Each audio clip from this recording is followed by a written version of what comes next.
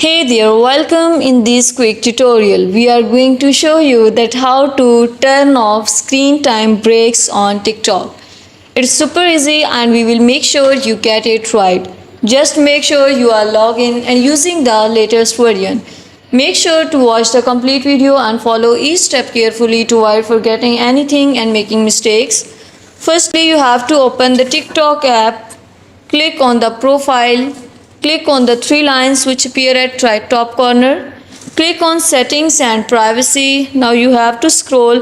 Click on screen time. Now at the second point you can see screen time breaks.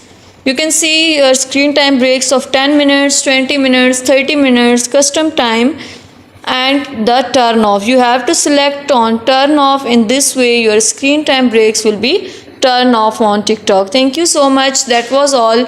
Please consider showing your support by commenting, liking, sharing and subscribing to our channel for more valuable content in the future.